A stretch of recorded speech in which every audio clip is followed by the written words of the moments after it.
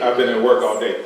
First, welcome to the historic Bethel African Methodist Episcopal Church, the oldest and blackest African American church in Champaign County. That's what y'all supposed to applaud.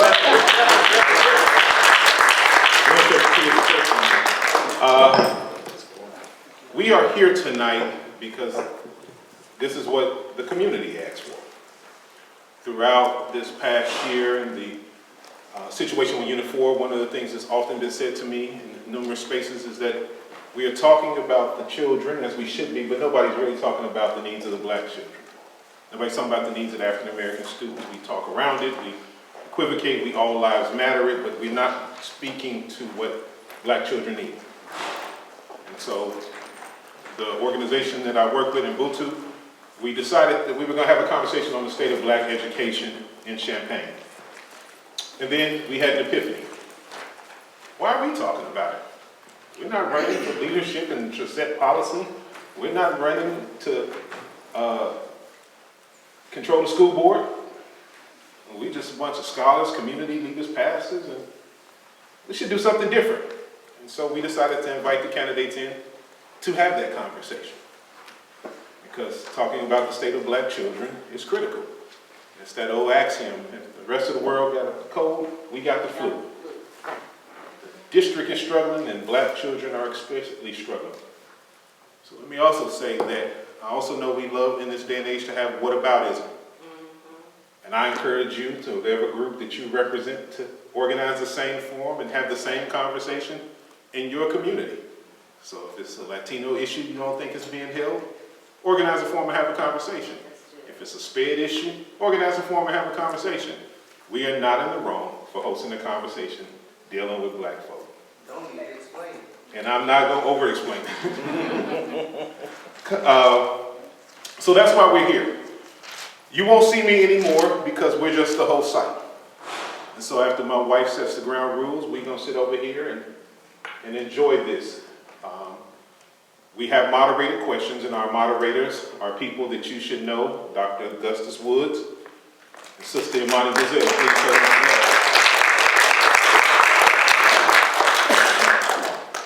Depending on their discretion and time, we may have town hall questions from the audience, but for now, we will say that these are moderated questions that we have put together from Butu.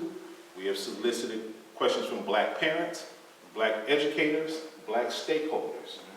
And so these are questions for us by us. And so with this, my wife, my beautiful wife, for almost 1 year, the Reverend Elect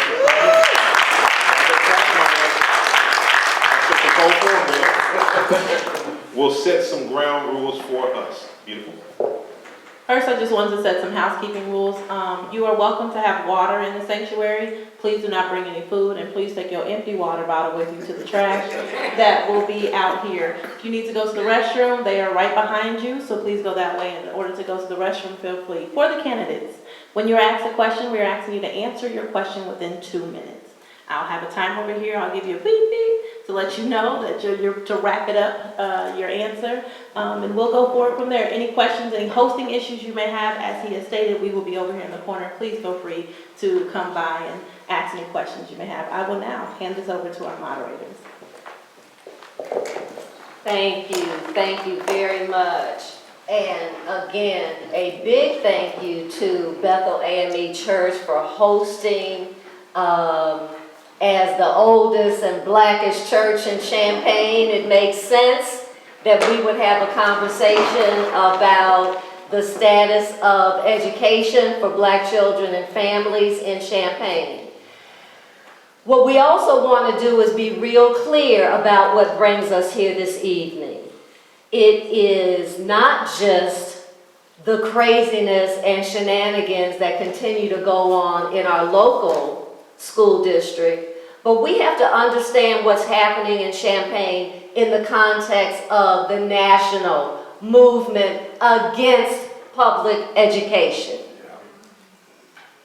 So we know public education is under attack nationally. We believe it's under attack locally.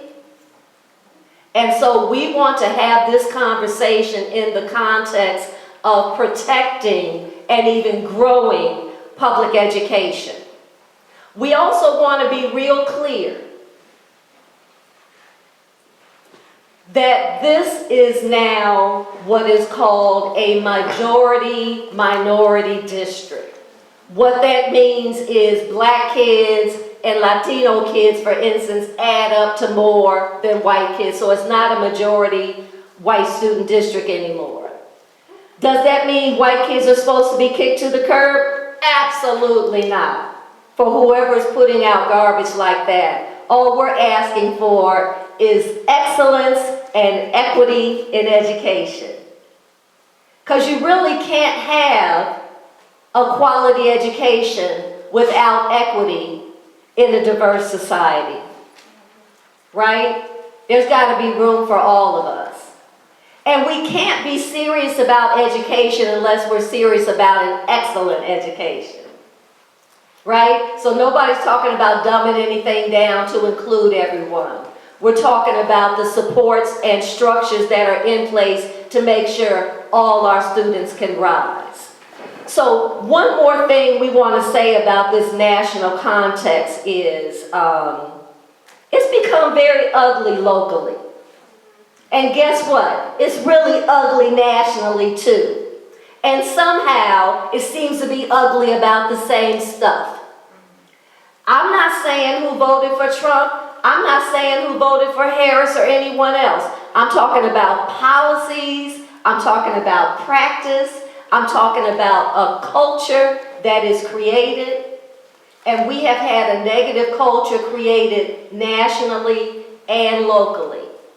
For instance, that candidates would be asked, not having had a chance to even be on the board yet, not even had a chance to interact with the superintendent and her staff yet as a board member, to be asked the question, would they fire her if they were elected? Guess who's been doing that? Nationally. The Trump administration. Soon as they came in, firing tens of thousands of people they never met, they never interacted with. I'm just saying, let us keep the national context in mind when we're thinking about what's happening locally. Because we're just regular citizens trying to make a difference in the world, right? And our school board members need to be accessible to us, and we need to be available to them as resources as well. And so we want to keep these issues in mind as we move forward with this conversation. And Dr. Wood, would you jump up here now? All right. Thank you so much, everybody. The first thing we're going to do is we're going to allow the candidates 2 minutes to introduce themselves and give opening statements. Starting here. Good evening. My name is Alvaro Molina, better known as Al. I'm from Nicaragua, Central America, from an island called Ometepe Island, 2 volcanoes, clad in the softest green. What a home one might make a Moniz shade for us. That was Mark Twain in 1866 describing the island of Ometepe, and that's where I'm from.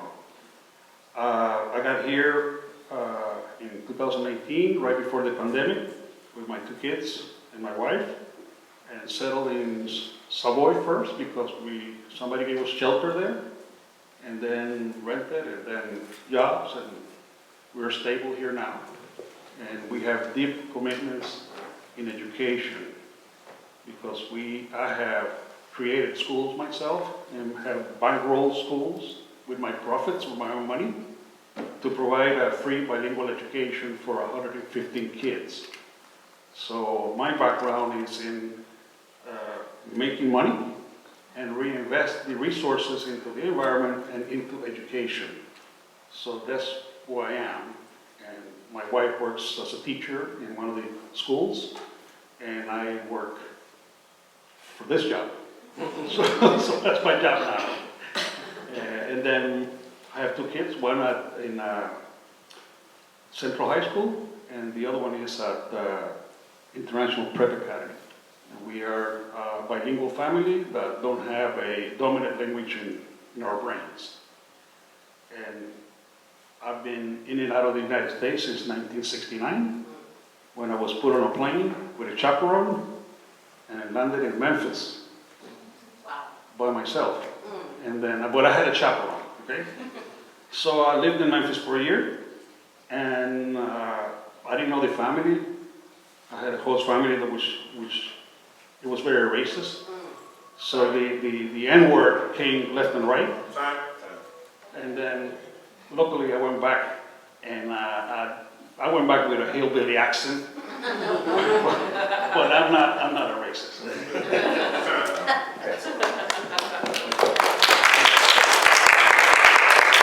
Good evening. My name is Carl Geisler. I've been a citizen of Champaign since 1993 as I wrapped up my undergraduate degree. I'm originally from Rockford, Illinois, a school system that people understand the history. It was sued and lost in federal court in 1990.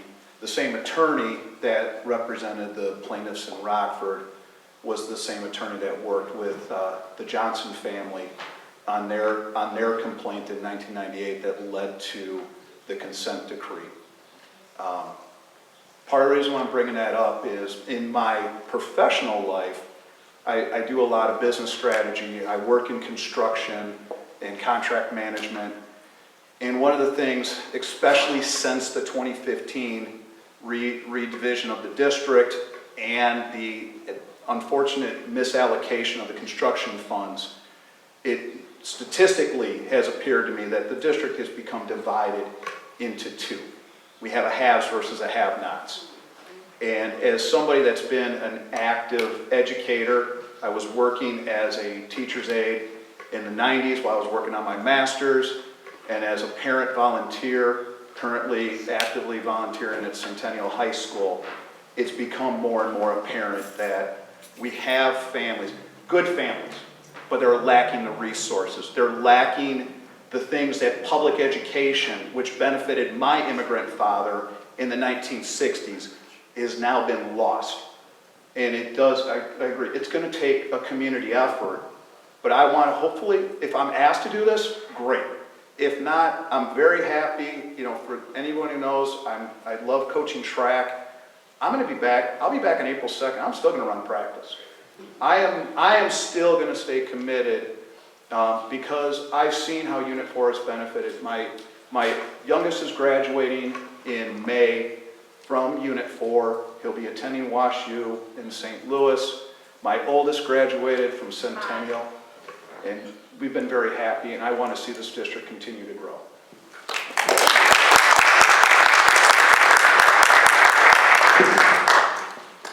Greetings and hello everyone. My name is Justin Michael Hendricks. I'm an educator, community activist, and also a teacher at the Carl Auditorial Oral School, where I work with children that are hearing impaired. They wear cochlear implants and Baja bands. Our goal is to get them implemented back into the community and understand how public schools can be best of service to them. We also provide services to the students of Unit 4 schools when they come to the ECHO building as well through the Carl Auditorial Oral School. I am also finally going to be a senior this year at the University of Illinois, graduating with my bachelor's in early childhood education. So I appreciate that. I'm also a statewide advocate for Equality Illinois, which is a statewide legislation group. We work with a lot of legislatures and statewide reps to ensure that we're passing legislation that is ensuring to protect not just Black and brown people, but also LGBTQ people that we know that exist in the Black and brown communities. Furthermore, I'm running on a platform of three things. Early intervention in early childhood. Being in early intervention in early childhood, we can stop the stigma of diagnosing Black and brown children that we know we find them later in grade age of 3 and 4th grade, 3rd and 4th grade. If we stop it early on by catching with early intervention, we can then stop the stigma that placed upon Black and brown children with learning. Second is teacher retention and teacher recruitment. As a student leaving the university, most of my classmates are not returning back into the district once they graduate. That's a group of teachers we are now losing because of the district, that they're not liking the relationship. So we have to start building that rapport. Also with contracts, they have to be willing to be negotiable, and also providing a livelihood after our students are being supported for and our teachers are paying the bills then thereafter. Lastly, I'm running on a platform of student whole awareness and achievement. When we provide equity to each individual student, we then know as a collective the classroom is running at best. Thank you.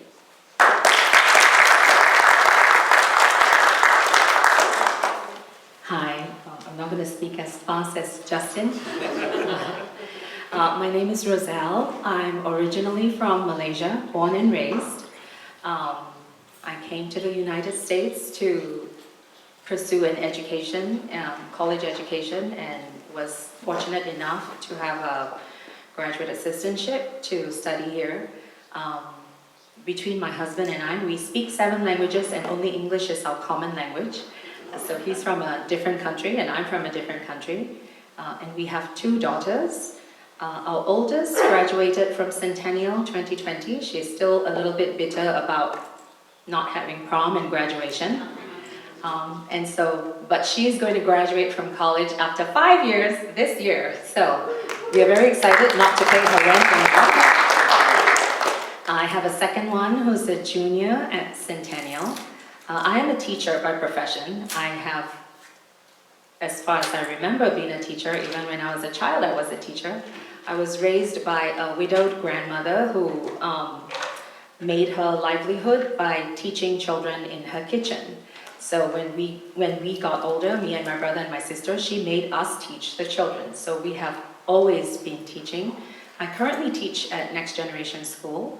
I have taught in a public charter school, which was, I think, one of my favorite jobs, which was 99% Hispanic in Phoenix, Arizona.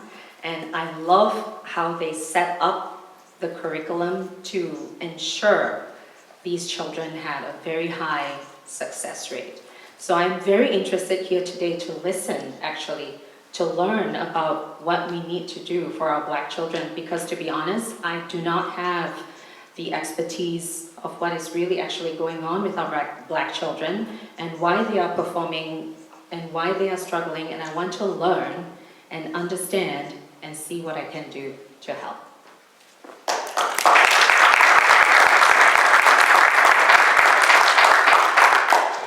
Good evening. My name is Fatma. I'd like to begin by thanking the host for inviting us and opening up this beautiful space. The pastor was telling us about the rich history, and I truly feel honored to be allowed to participate. I'd be remiss if I start without acknowledging that the ability of me being able to stand in front of you can directly be contributed to the resistance and the efforts of the Black leaders. Without them, I would not have been able to come to the country. I would not have been able to receive the education that I received. I would not have been able to even stand here to talk in front of you, and I think that deserves some recognition.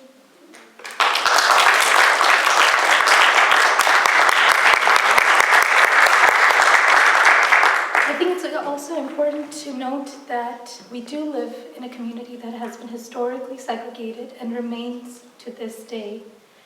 There are efforts that are being made to rectify that, but it is a long history and it requires a lot of effort on our part. On my end, I would like to contribute and see what I can do to help remedy that situation. I think there are great ideas, there are great leaders in this community. We need to form those connections, make those bonds, and make that reality happen. And I'm here for that. Thank you.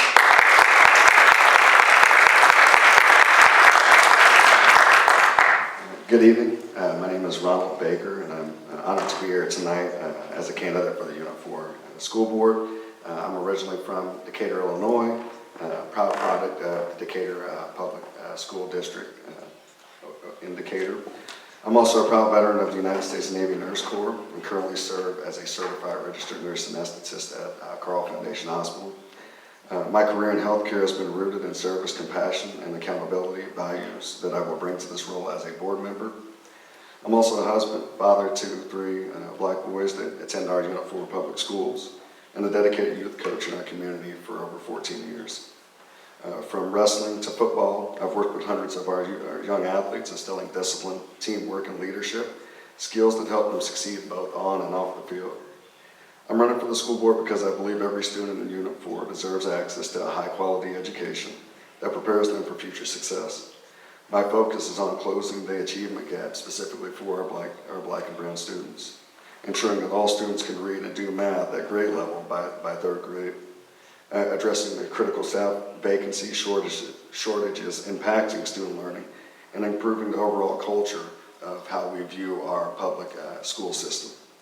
I believe that strong schools are the foundation of a strong community, and as a board member, I will be committed to transparency, accountability, and making decisions that puts our students first.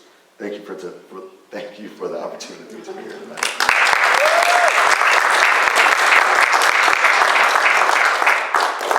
All right, so now it's time for our first question. And again, 2 minutes, and everybody will have a chance, starting here. Illinois has a statewide graduation rate for black students at 80.7%, or 80.7%. In Unit 4 schools, that number is 72.3%. So, what will you do on the school board to close the gap between the state level and our community? And ultimately, what strategies do you have to get that number as close to 100% as possible? Thank you. First of all, the community here has been divided over the last 40, 50 years.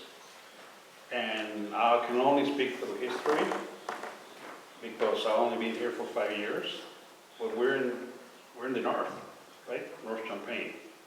And you can clearly see the south side of town, Savoy and the south, you have resources that have been allocated over the years towards that area where we are here is the opposite.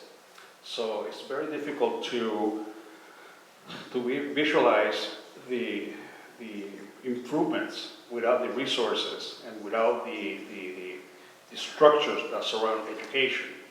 So one of the things that I would love to see is somehow reverse that trend that has been going on for the last 40, 50 years. African-American grandmas were left behind 40 years ago or 30 years ago. So the achievement gap has to focus on finding where African-American children and brown children are through interventions, through social work, through ways to not just look at the statistics. Because every house, every child is completely different, with different circumstances, different requirements. So we have to focus on individual families to be able to improve education to the point that we're outperforming all the private schools. So if I had an Aladdin's lamp, I will make sure that we will outperform and we will beat the private schools through public education.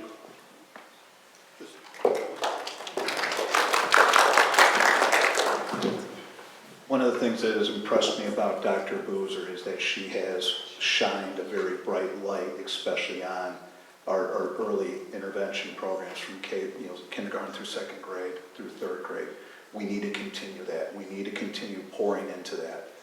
One other thing that has bothered me, and I think this does dramatically affect all of the students in our community, is up to 2015, because I had come from, when I did my assistantship, I was employed by the Education for Employment system. It was a program that came out of the Perkins Act that focused on job skills, basic reading, basic arithmetic. And a gentleman by the name of Mark Shagnon pulled that money away from the regional office and focused it on Unit 4. It was a career for education and professions program. That program was torpedoed in 2015. And it's there, but it's not. And we need to bring back that, because not every kid is going to go to college. But we need to get them ready for the trades. We need to give, and for the kids that want to go to college, we need to give them, Mark was addressing stuff as early as the 6th grade and creating vision. And that has just been lost. And we need to reestablish that. And by 5th grade or 6th grade, talking with our young people about what do they want to do with their lives. And let them know that there's more to it than just being a social media influencer. So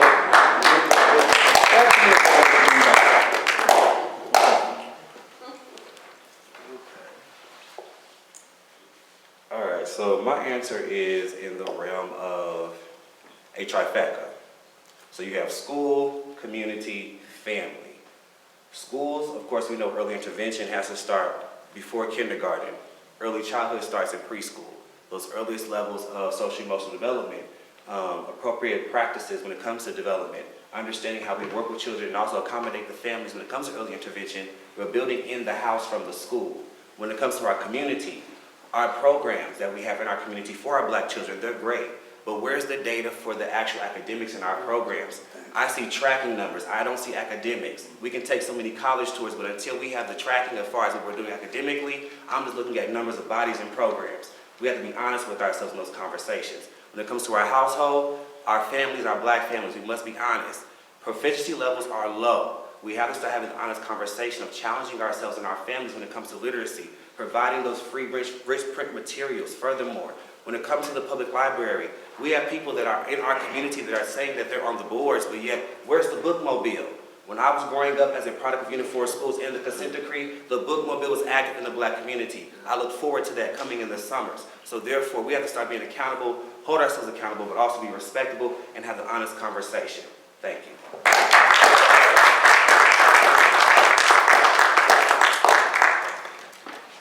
Oops, okay. So, as an educator myself, I have to say, definitely early intervention. It's like a building. Without a solid foundation, the building will collapse. So, these children who are behind academically, it starts from the very, very beginning, from the very introduction time of their life.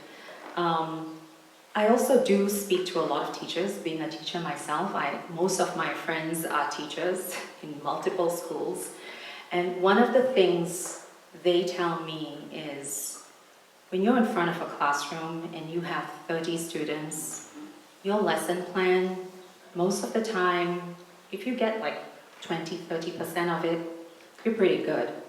Because children come to you with all kinds of things. I have a boo-boo, I have this, I have that, and you're managing a classroom. And so in this early intervention, do we have enough teachers? Do we have enough resources? Are our teachers really trained?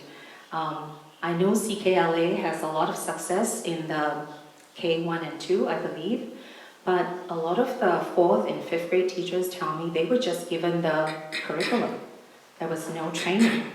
And it takes time, and you can't just throw a curriculum at a teacher and expect them to have the time to learn it.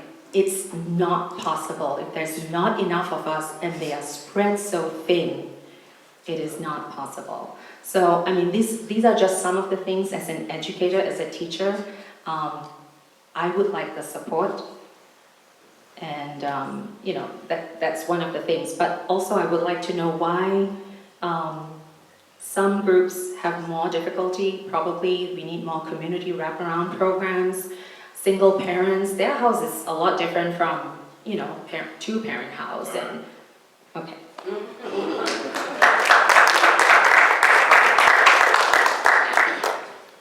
Thank you for the question, moderator. I'd like to approach this question with the understanding of there's something happening within the building where students are not feeling comfortable. They're not feeling that they're being invested in. They want to leave. If there was an environment where students felt supported, welcomed, cherished, honored, respected, they would want to stay in that environment. When they're leaving the school, where are they going? It's not as if they have huge plans of, maybe social media influencer, I don't know, but they're leaving a safe space to go into the unknown. If we can provide a safe space where they feel welcomed and hold on to them, they will stay. Now, what are ways that students are feeling uninterested or disenfranchised? They don't understand the subject. And it's because of some of these early intervention issues that we have talked about. It's because we have not given them a solid foundation. We've kind of passed them along grade by grade so that when they get to the high school, they're so far behind, they don't even know where to ask for help. So if we can build a solid foundation, so I volunteered at Booker T. Washington when my kids attended there. Kids have a spark in their eyes. They're happy to be there. They're happy to learn. Teachers are so creative in the way that they're implementing this knowledge. move to junior high. And then when you come to high school, yes, there are educators that are dynamic and they're working so hard to keep students' interests, but the students are simply not ready. Some are not able to receive that. And I think as a community, unless we can provide the guardrails, provide them with the foundation that they need to be able to receive the education that they need higher up, I think we won't be able to keep our students in high school. So, yes.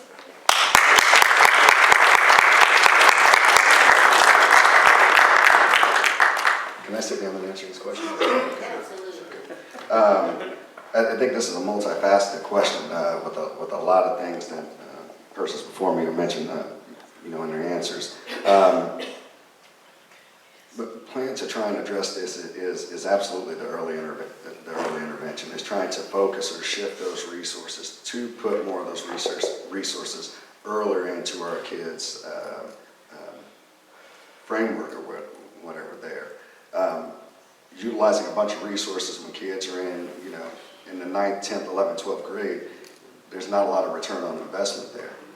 So plan as a school board member is to do this through how we act as board members, through policy and processes, right? Of shifting those resources, focusing and emphasizing those things when kids are young.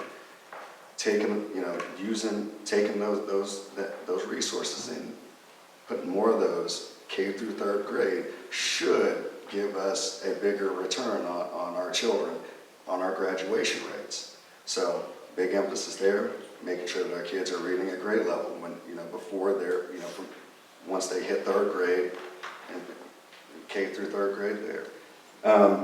Ways that we do this is balancing socioeconomic statuses in our buildings. We're seeing some of this work currently being done with our middle schools. The district did make a big change these past couple of years with our middle school programs. The middle school has shown some of those results by doing those things. The other thing too is we need help. We need help from our Black and brown families though too. So it's making sure that those spaces also feel safe for our families, so our families feel safe and they can help with this process along the way. One thing I do want to address is that our spaces are not the same spaces as private schools. I don't want to compare our schools. I don't want to utilize methods that are used in our smaller schools. I hear that a lot of, hey,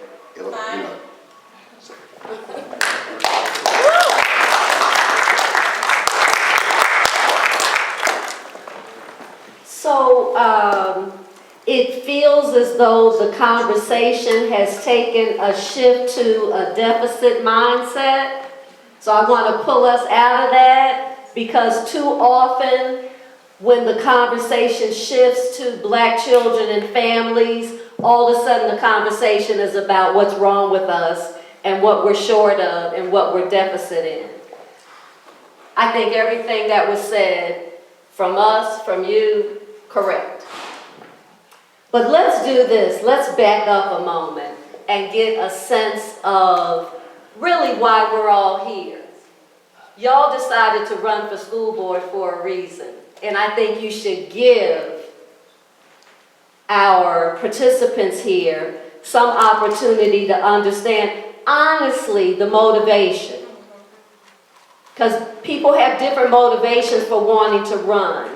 And so if you can speak to very clearly what specifically motivated you to run for school board in 2025, this spring, something motivated you to do that. And I would also ask that in your answer, you speak to your understanding of the role of a board member as opposed to the role of an administrator or a teacher, right? Because they're different roles. So we want to be clear what your understanding is of what the role of a board member is and what specifically motivated you to run. Amen. Good question. Thank you. I've been volunteering with District 4, and you have to get your background check to volunteer. So I've done that twice. but this last time, I went through the volunteer system to get approved, and then I'm well versed on food and catering for hundreds and hundreds of students. So I thought to myself that I could help the schools in the kitchens. So I went to the district and says, I would like to volunteer in your kitchens. And the answer from the district is, Mr. Molina, you don't get to choose where you want to volunteer. So then I said to myself, well, I'm going to volunteer now to become a board member. So that's my take. Now, that's one of the reasons I did it, because, but going back a little bit, talking about the previous question, we come from the poorest country after Haiti. Haiti is number one, and Nicaragua, where I'm from, is number two. Okay, so we brought in our children, an 8-year-old and an 11-year-old. Went to the Community Engagement Center. Mr. Molina, he's a second grader, you need to go to Dr. Howard. Okay, we go with the flow. Well, it only took 3 months before we moved him to IPA, where the teacher there spoke French, Spanish, and English. So he gauged the child, he assessed the child in Spanish. And then it took her 30 minutes to figure out he needs to be forward an entire year. So we saved the taxpayers $17,500 by doing that.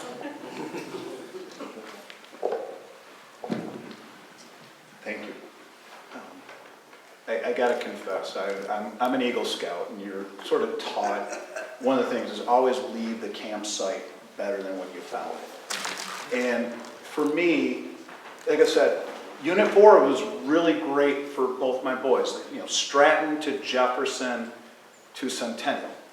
Was there occasional drama? Yes, that's life.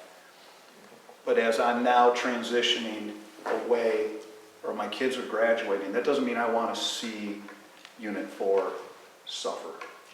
As I said, I'm not a professional educator, I'm a coach, but with my background in business, with my background in construction, you know, in leadership and management, if there's an opportunity to help serve, that's why I want to do this.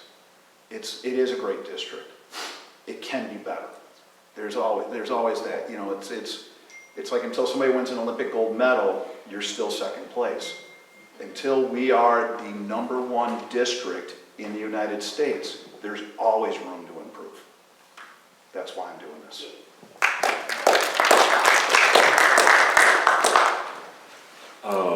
Real quick to go back on the last question, not to bash on social media and not to throw ageism out here besides Jarrell, what's going on?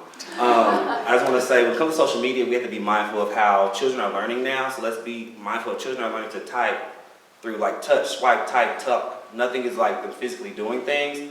Think of like content creation. If you put that in a learning atmosphere like industrial tech, children will learn how to do tracking numbers. They learn about multimedia things. They learn how to do production, script writing. So let's be mindful how we can work by closing the gap by bringing social media into educational spaces to then impact our students. Furthermore, my purpose for running is not to be like cocky, what we say in our day and age. Google me, Justin Michael Hendricks. I've been out here actively since 2019 doing a lot of work in the community, advocating.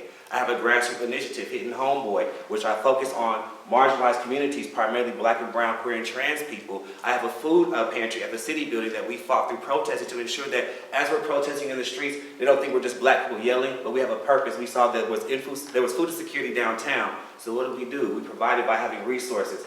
Furthermore, I ran for city council as a write-in candidate after being tried because my ballots were striped. Furthermore, my commitment and persistence through ballot reforms have led to now people having less numbers of running in policy for our district and our community at large. So furthermore, when it comes to policy, I love policy. I'm a statewide advocate for Equality Illinois, so I love legislation. So my purpose for running is to ensure we have policy and legislation in place. We're protecting all children, all communities, all demographics. So that's why I'm running. Thank you.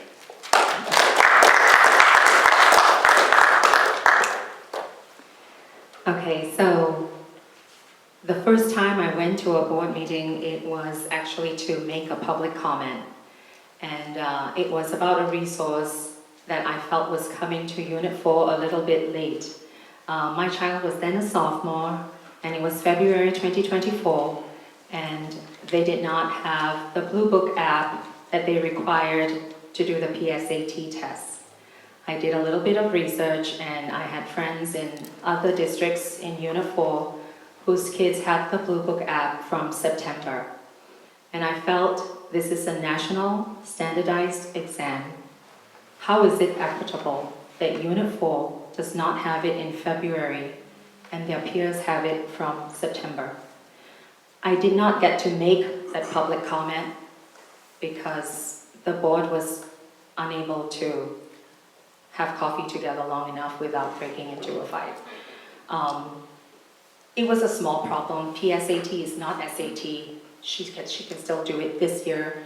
But I went back again the next time to make the public comment, but there was no quorum, so the board meeting never happened. I went back again, and that is when I realized as adults that our community needed help. And I actually have the time now. My child is 16 and she's driving. The other one is already graduated. I have the time to invest and to see what I can do for our community. I love Champaign because when you don't have family in a country you move to, your friends are your family. Your community is your family. Champaign is my family. And so this is my way of giving back. And now because I have the time and I believe I have the right attitude and I do not like a fight and I do not like public display of problems, I decided to run.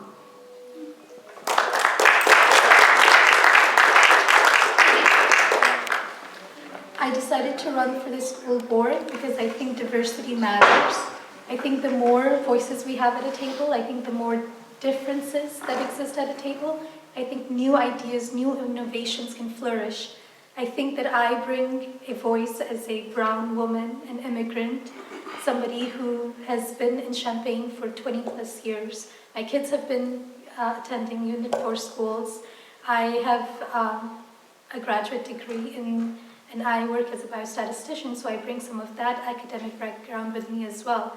So I have the skills, I bring the diversity, and I'm hoping to bridge and build trust in our community that I feel has been lost. Thank you.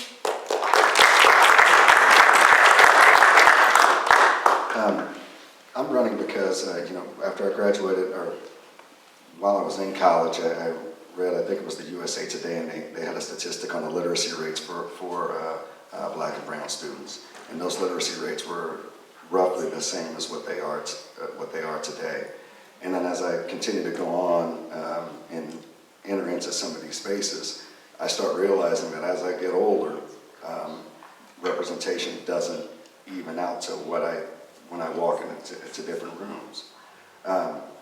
So it took me a while to look at it, but then I started looking at the space that our school systems and how kids were moving along the systems. And there's a drop-off. There's a drop-off from elementary school to middle school, and from middle school to high school, and from high school to the kids that are going into the workforce. And our Black kids aren't getting there, right?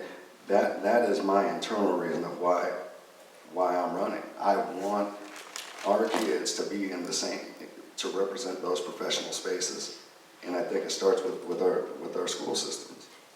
The big thing for me, though, is over these last couple of 8, 9, 10 years, is the work is this anti-racism policy is an unbelievable document that highlights our Black children.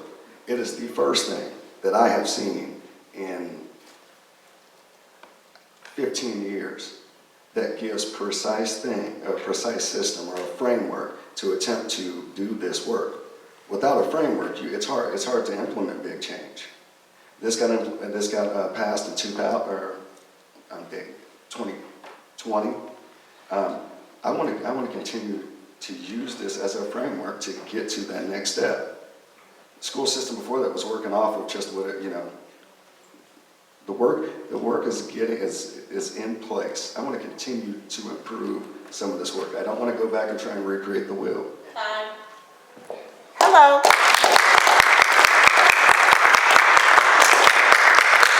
Wait, so we getting time? 2 minutes? Oh, I'm gonna make it. My apologies. I'm sorry for being late. I had a couple therapy sessions, so I want to say I apologize. Okay, so. My name is Jarrell Young, born and raised right here in Champaign, Illinois. The reason I'm running for school board, I come from a clinical therapist standpoint. Looking at the trauma and a lot of the deep-rooted causes for our children's lack of literacy and things like that, that can affect how they operate in school. The time that I grew up, the time that Justin grew up as well, we're part of the millennial generation, so we believe in bridging that gap. Understanding the baby boomers up until my generation, and then those younger than us as well. We're trying to find some type of happy medium. And when we address those type of situations, I think that a lot of our kids will do a lot better. The world that we grew up in during the 90s and the early 2000s, that world no longer exists. We have to be willing to make the adjustments. We have to meet these youth where they're at. We have to talk to our families. We have to engage with our parents as much as possible, because the times that we're living in, it is no longer than what it used to be. The main reason I'm running for school board is because I truly want to tap into the mental health aspect of a lot of the deep-rooted causes of why our children are not performing like they should be. I'm born and raised from here. I've been here my entire life. I've seen every single generation step foot through these schools. Blessings.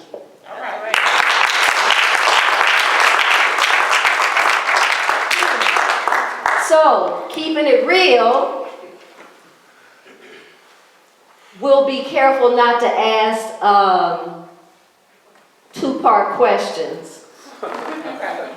So I'm going to go back to a question I asked, and the reason I'm harping on this question is because those of you who follow what's been going on in Champaign regarding the schools know that there is a lot of conflict and controversy that many of us see rooted in people's understanding of what their role is as an administrator, what your role is as a staff person, and what your role is as a school board member. So, with 1 minute, since it's just the one question, I want to ask again, what do you see as the role of a school board member? So I'm not asking about your vision for black kids in terms of trauma and stuff. We're there. Got you. Right now, this is about you and what you see and what you feel. So we want to know what your understanding is of what your role would be as a school board member. And please distinguish that from the role of staff. Thanks. That's good. Make it plain, Mr. Martin. Make it plain. Thank you. Let me make a suggestion real quick. Can we, just to make it fair, can we switch? Yeah, he always starts. Let's start down here. That's your question.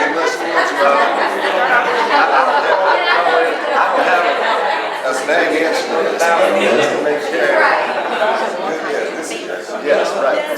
Okay. Yeah, of Input from all. Want me to start? Okay. Not only just to, come up with policy and make decisions.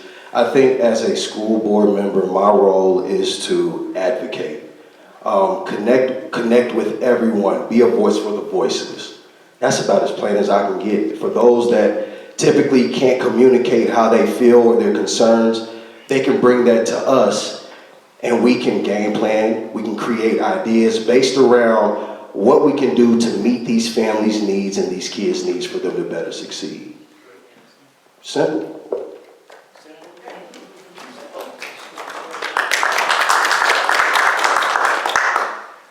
So my role as a school board member, a couple of things that just, And I think I'm still trying to figure out exactly what that role technically states. But a big thing is the evaluation of the superintendent. Is I think our number one job as a school board member. And then it's governing through policy and processes. What my belief is, what the school board is not, is they should not be involved in the day-to-day operations of the Church-Champaign.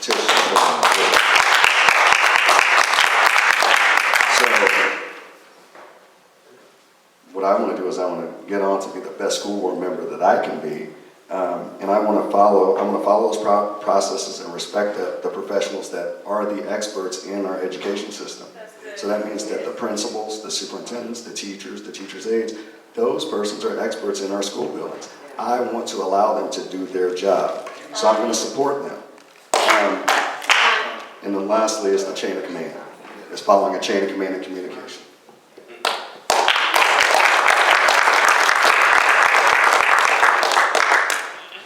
So I think the role of a Board of Education member is to set policies. I think policies are the way that provide scaffolding for the vision for a district. These policies are not set without, they're set in consultation with the community, with the educators. All the stakeholders are invited. Everyone should have a voice, but it's important that the policies are created and they're written and they're followed. And I think that's a vital role for me as a board member.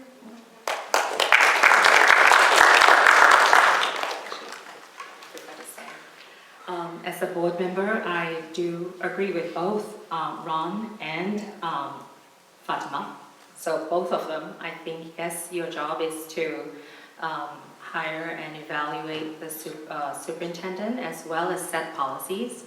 Also, the board member has to listen to each other with understanding, empathy, humility, respect, and not do what we have the past 1.5 years. It was like two factions. It was like, what is that movie with the Daunting and the Divergent? It was divergent, and it cannot be divergent. We just have to come to consensus. It's okay to disagree, respectfully disagree, understand, and always come from point of understanding where the other person is coming from.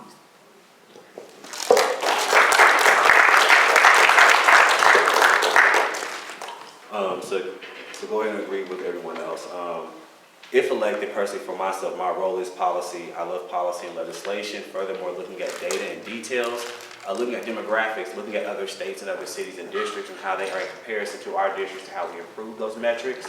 Furthermore, we create policy. We create it with a purpose to ensure that it is created to impact our communities and protect our communities. Furthermore, we have to understand as a school board, we're not a monolith the same way as the community. So I prefer for our school board to be reflective of the community and not be a monolith. Furthermore, when we're thinking as a school board, yes, as we all said, there are tough times and conversations and things are intense, but furthermore, it's how we have decorum and uphold the standards and the duties as school board members. My top 5 may not be your top 4, but we agree on number 2, that's the way we move forward as a productive school board. But once again, policy is my niche and my love and my purpose of running for school board. It's been my niche even without running for school board, when I ran for city council, even before that as an advocate for the state of Illinois. Thank you.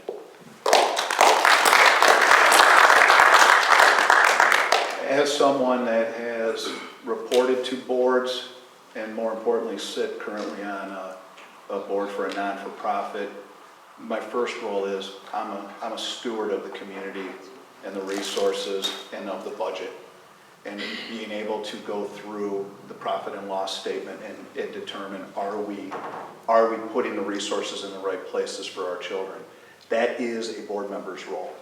And then as we work through those responsibilities and we build out policies and procedures, we're also here to bring our diverse expertise as a resource to help guide and mentor our superintendent. Yes, we do employ the superintendent, but the best case scenario means we are helping to make our superintendent better.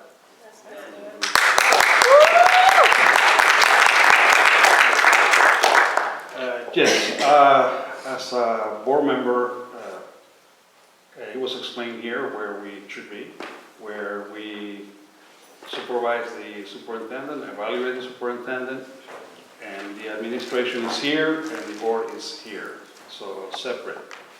But one of the things that I will emphasize is that the fact that we are in politics, okay, that's the reality.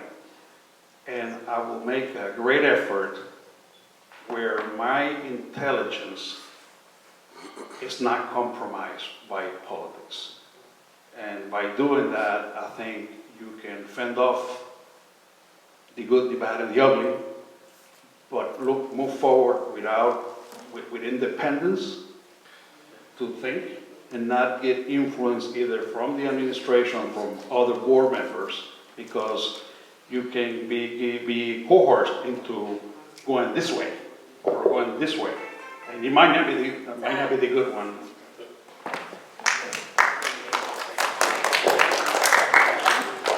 All right.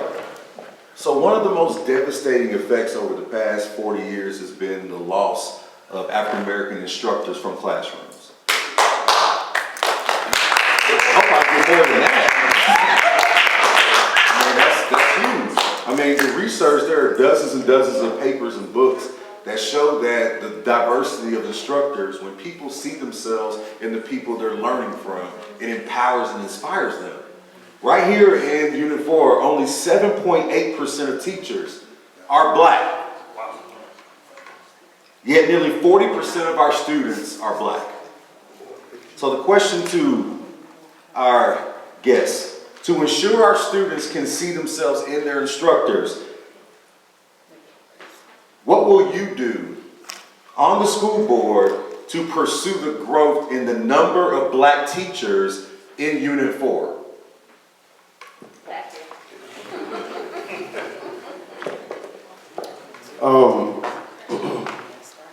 I would definitely push for that, considering the times that we live in. I do know that I've had some of my own situations dealing with Unit 4 in the past, and I do understand that there are gatekeepers. And what I mean by gatekeepers is people have certain agendas and they don't want certain individuals who are qualified to get into these seats. I've been around long enough where I've seen it. I've been a victim of it as well.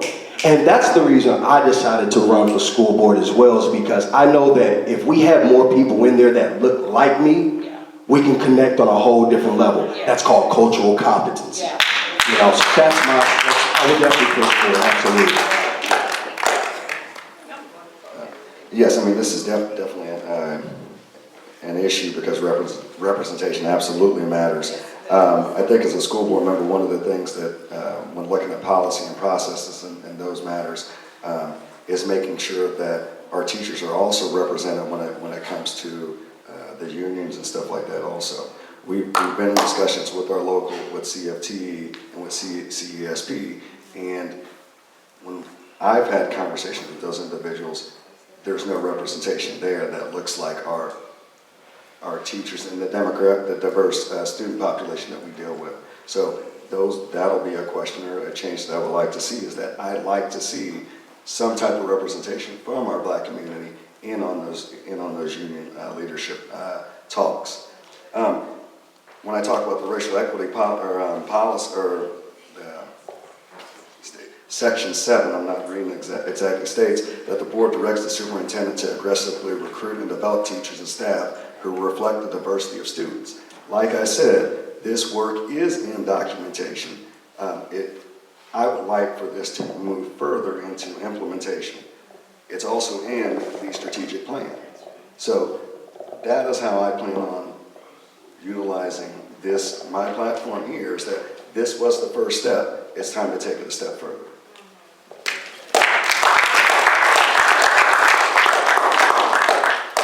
One of the studies that I worked on a couple of years ago looked at students in our schools.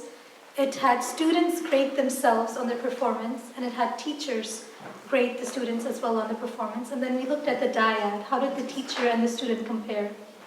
If you look at how white teachers graded their black students compared to how the black students graded themselves, it would make you cry. So this is the type of atmosphere that our students are being raised in. When I talked about creating a welcoming atmosphere, encouraging our students to stay, when they walk in the classroom and they see their teacher is scared of them for just walking in, that's not a welcoming atmosphere for them.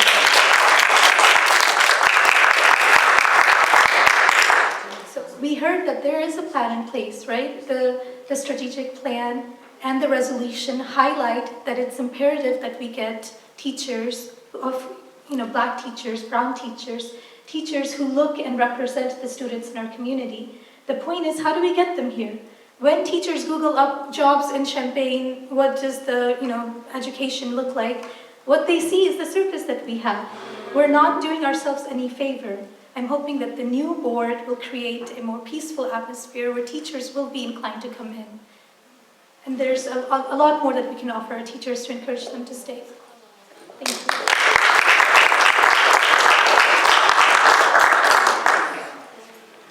Because I didn't eat lunch. I agree 100% that you learn better from someone who looks like you. I mean, I know this because I feel more comfortable, and I hate to say this, but I feel more comfortable in my community. And that's how we are. It doesn't mean we have to live in disharmony. And I have experience with this. I can't pass off as Hispanic. I do. And so the 1 year I did teach in Phoenix, Arizona, I taught in a Title IX school, which was 99.9% low income. And they thought I was one of them. There were a lot of white teachers, and then there was me, and there was one black teacher.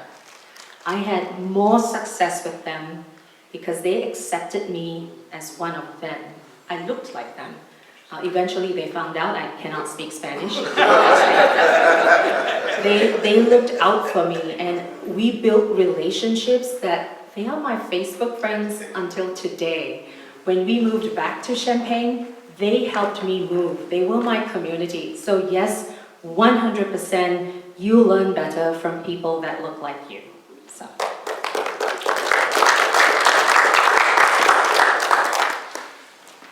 With the question, I'm reminded about the racism-free school study I'm a part of that we recently have filmed that we released later this month through the state of Illinois College of Education. And the answer I gave was basically about there's less than 0.3% of black male teachers in the classroom, and we're advocating for more male presence in the classroom. But as a student from the College of Education, I'm challenging them to how do they recruit more black male teachers to then perform, to then put them out into the district. So therefore, my cohort, once again, I was the only black male in my cohort amongst a sea of white women and a few Latino women. When it's time for graduation, it's only 2 of us staying because we're local. How do we then have that conversation to then develop more black teachers into the system of the College of Education? So we have to have that honest conversation with our College of Education to then therefore then hold them accountable and saying, what are we not doing to then build that gap with bringing in more educators into the system? Also, as black educators, we can't be used as a token monster or someone to security or police our black and brown children in these schools. We know that black boys are policed. We know that black girls are sexualized in schools. Furthermore, we know that queer and trans kids that are black are also looked and sexualized as well. We have to stop using that stigmatism on our children and take it out of our school system and out of our kids' lives. We have innocent children that are invading their innocence. But also with that conversation, let's be said to be mindful. We must provide equity for all children with that being said. So let's ensure that we're creating that gap between the college education and how we are getting teachers in our community, in our schools. Thank you.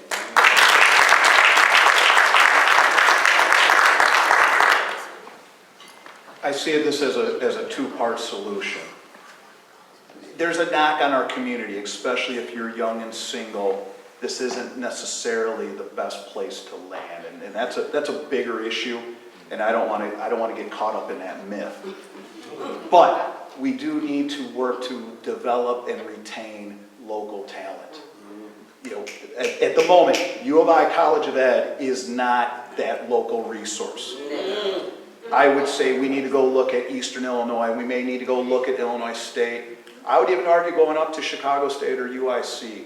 We have to make an active effort. And if that's either our HR department or a role as a board member to participate in that recruitment, that's where I would want to go.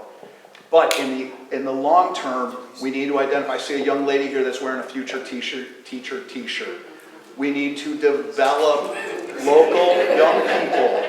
And we need to get, Parkland, the thing that concerns me about Parkland, right now Parkland has about a 35% graduation rate. But it should be a pathway, an affordable pathway. And to get local children that want to reinvest in the community, let's get them positioned through Parkland, get them from Parkland, get them to that four-year institution, and come back and reinvest. So in the short term, we need to shift away from just looking at the U of I, and we need to recruit from other regional schools that have larger African-American population of students going through the education program. And then while we're developing our youngsters into our future teachers.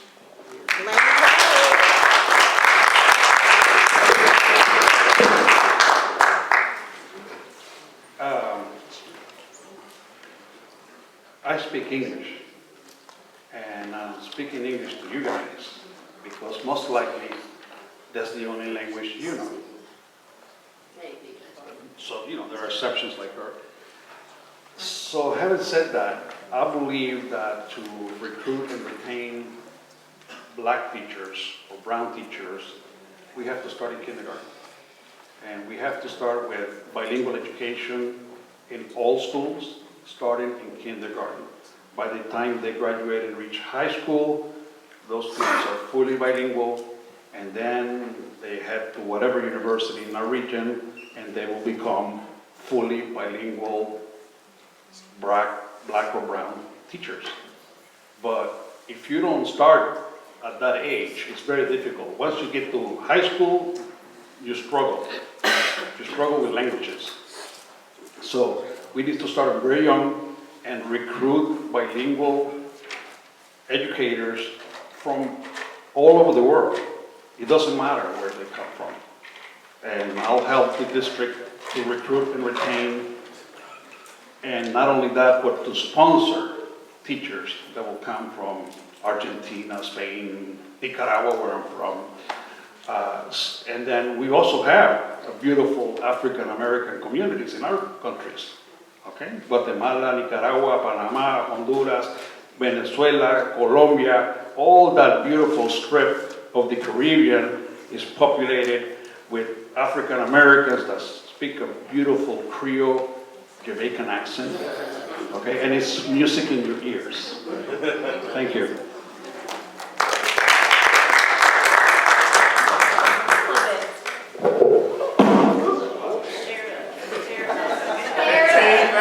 Drop the mic. Drop the mic. So strong. I don't even know. That literally. How. So, keeping it real. Hey. I don't think it's working. Hit it again. I should wait. Off the mic. Is it gonna affect recording if I don't use the mic? Oh, the batteries.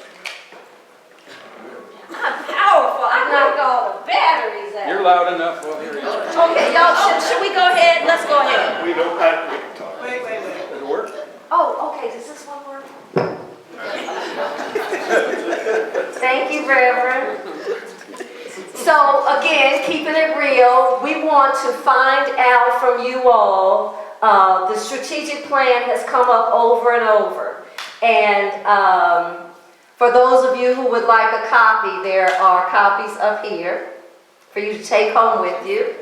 The reason that we want to revisit the strategic plan is because it's a powerful document. It's a powerful document. And the reason we have a strategic plan has already been discussed. The strategic plan would be a critical part, a critical role that you all would play in implementing the strategic plan. So our question would be your feelings about the strategic plan, two-part, and if there's anything about the strategic plan you would remove or change. Cool? Okay.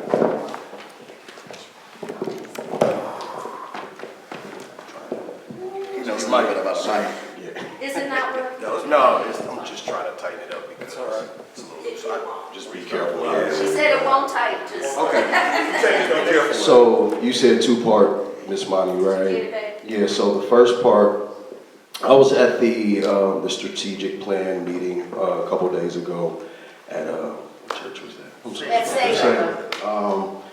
I actually learned a lot when I was in there, and I received a lot of information. There was some information that I didn't know as well. They spoke about the AVID piece. There was some part where there was like 100% of the kids ended up going to college or something like that along the line. So I'm actually into building upon. I'm willing to collaborate, and that's the collaboration piece. I'm willing to build upon on the strategic plan, come with some new perspectives, some new ideas to keep the momentum going. Because if you guys were there a couple days ago, it put a huge smile on my face, just knowing that we have this college readiness program that is just flourishing. And I'm telling you, like, y'all should give it up for that, because these kids, I get it, you know, sometimes I get it that every kid isn't gonna go to college, right? Some are gonna go to trade schools and things like that, or just strictly gonna go into the workforce. But the fact that we had these many kids going to the college level, it put a smile on my face, and I'm willing to just build upon that, continue to grow, keep revisiting as much as possible, and just trying to just take it to the next level. You know what I'm saying? So there you go.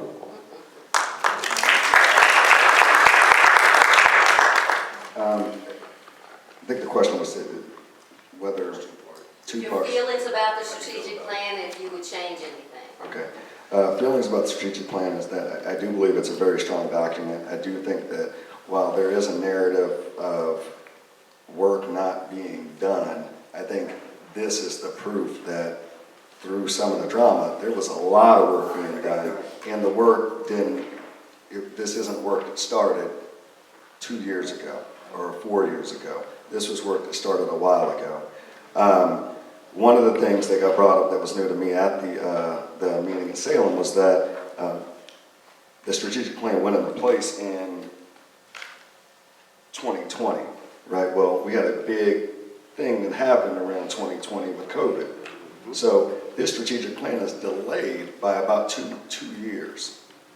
Then we have another happening there, which is people wanting to question the why of the strategic plan, which now further delays us another 2 years. So at this point, I'm not willing to, I have questions as far as where we're at with the strategic plan.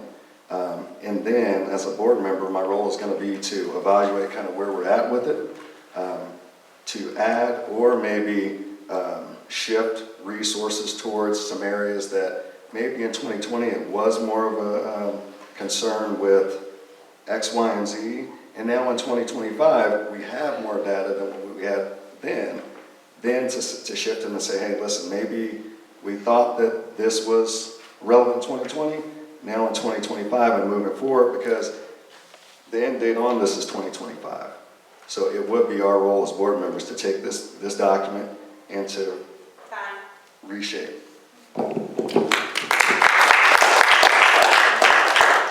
I'd also like to echo the awe that I felt when I came across the strategic plan.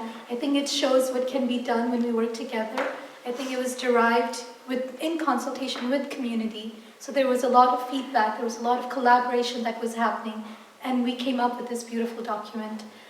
It is, as stated, something that didn't take into account the pandemic, and our students are different now. So I'll have to take a closer look at what are the ways that the plan talks about implementation. The vision is great, and I would love to implement that vision. I'd like to look at the details of what it's offering and assess that compared to what is the reality on the ground now and what are the shifts that we need to make.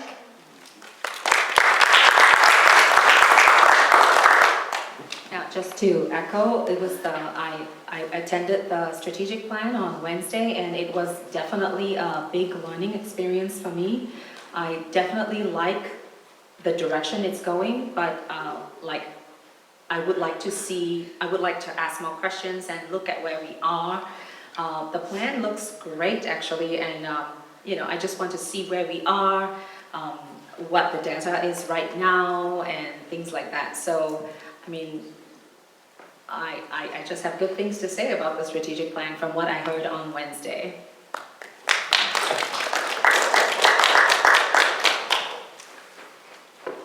All right, who was at the meeting? Everybody else say aye, we over here. What I'll say about the strategic plan is that it's a great plan of development that was created as a structure and a base for how do we improve our children and our community, but then also how do we bridge the gap when it comes to education, when it comes to resources, but also implementing how those resources are also sending our kids to college, sending them into career fields, but then also acknowledging the fact that there are areas of concern when it comes to data in our communities, and we have to find a way to keep implementing changes to then build better structures for our children. Only thing for myself when it comes to data, I would like to see more data when it comes to populations, when it comes to proficiency skills in our strategic plan, and also how we're going to move forward by pushing that data to also close the gaps. Thank you.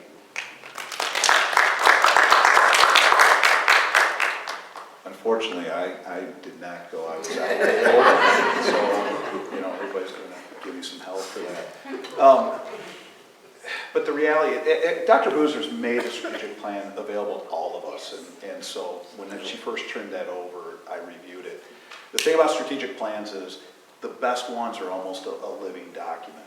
It's just because what was discovered or planned for in 2020 and revisited in 2022, we're not the same community in 2025. And we're not going to be the same community in 2026. We're going to have 5 new members of the board.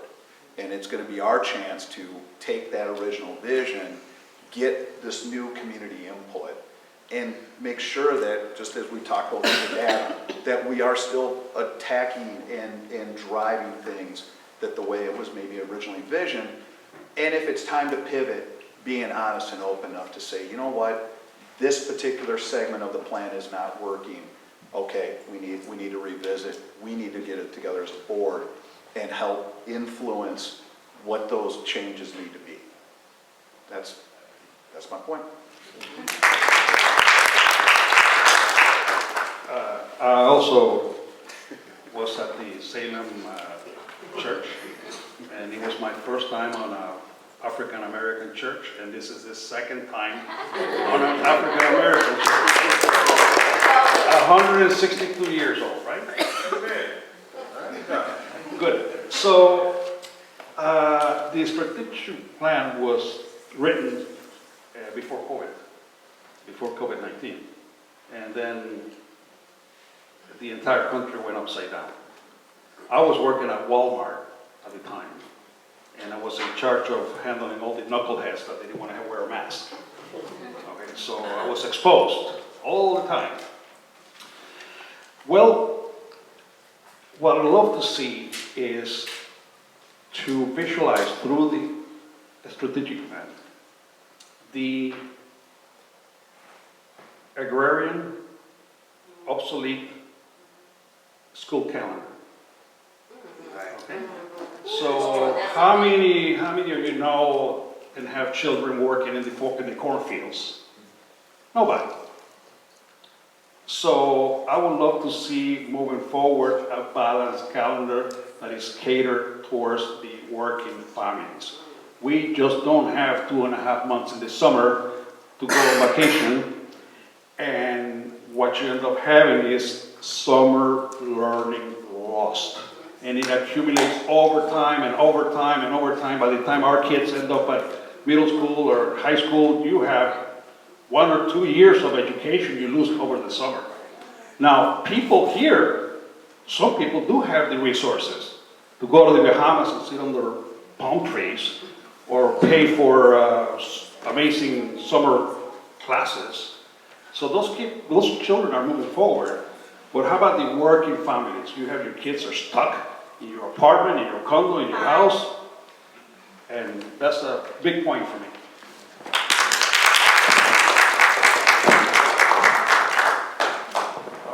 So what I appreciate about what you all brought is that this strategic plan is a living document. That it's a document to where we have to look at where we can put resources. So one of the things that we want to kind of double down on now is the labor aspect.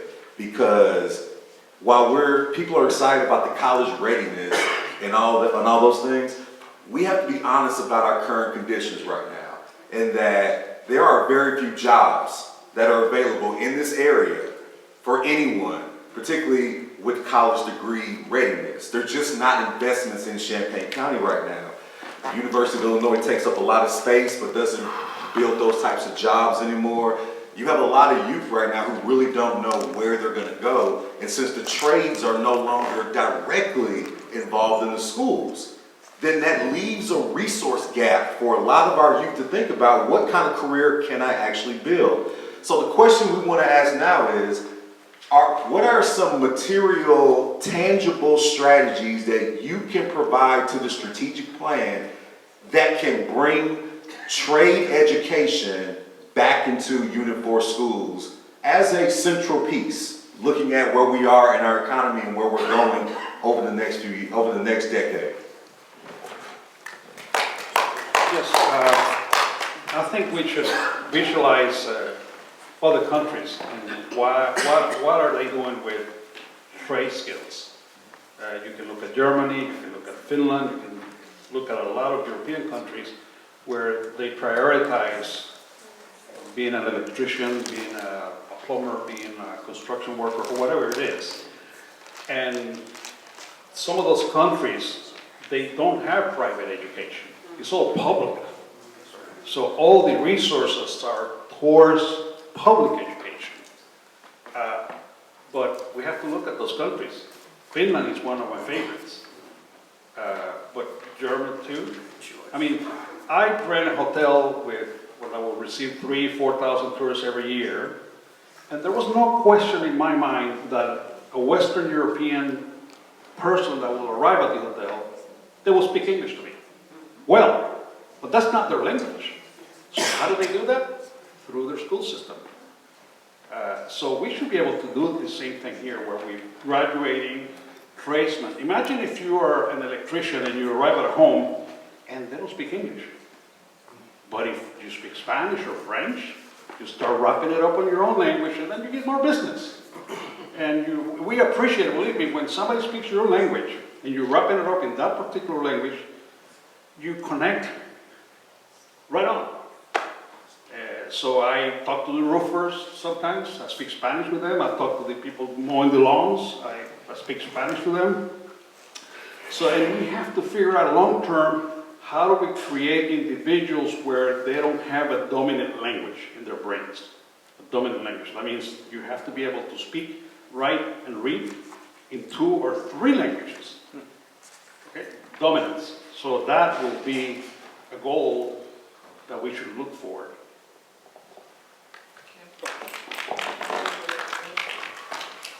I mentioned earlier, we used to have a fabulous program, the Education for Careers and Professions. And part of that 6th grade intervention was job shadowing, meetings, touring.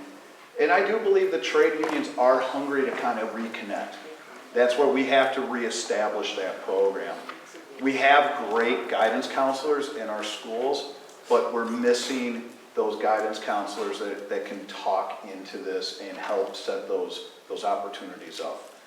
And I'd like to say, in terms of budgeting for it, on a $212 million budget, if we can restructure 0.5%, that's $1 million that could be probably redirected into recruiting the staff to help relaunch that program. We've done a great job. AVID is a wonderful program. But being somebody in construction, when you know, like an average laborer can make about $50 an hour. A carpenter can make about $80 an hour. You start moving up. Yep. Those are true, solid middle class opportunities, and we need to reestablish that in our community.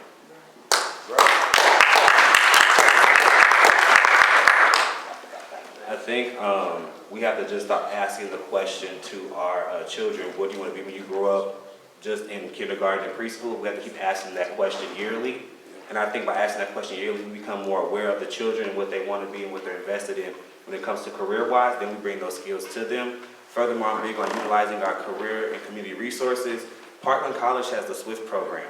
It's a great program that invests in labor work, and it also invests in paying students to go to the program to then go out and be in the union, be in the workforce. So I think if we start being more dependent, like we said, we're now more so depending on U of I a lot of times, let's go work with Parkland, the SWIFT program, and start providing more services for the labor force and the workforce for our students. I'm agreeing with everybody. Today I'm just agreeing with everybody. Yes, this is an area I am not very familiar with, and I am very okay to say I would like to listen and learn from all of you, because I actually came to this country for an education, and that's how I got here. But I do know all these traits are definitely very necessary. I do not have ideas, but I would love to listen and learn from the other candidates.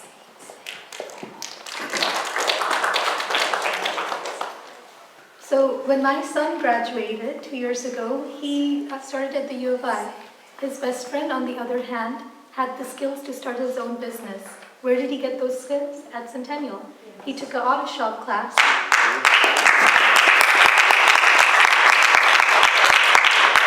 And he has the confidence to start his own business, and it's thriving now, 2 years later.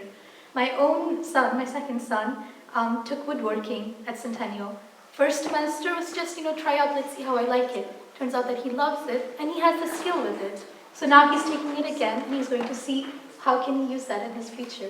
So I think offering classes like these, which sadly the scope of these classes has narrowed. There's a lot more we can offer our students. These are interesting classes that kids get excited about. It teaches them life skills that even if they don't go into that business, these skills are something that they can live a life with, right? It's something that they use in their everyday life. So definitely something that we need to support, that we need to encourage, finding the funds for it. If we prioritize it, then we can find the funds. So I apologize, I've been observing Ramadan, and half hour ago was when I could have started eating. So it's been a long 13 hours. But I actually will leave and eat with my family. Yes. But thank you. It's been a pleasure meeting you all. I'm sorry we didn't have a conversation, but feel free to reach out. Yes. Thank you.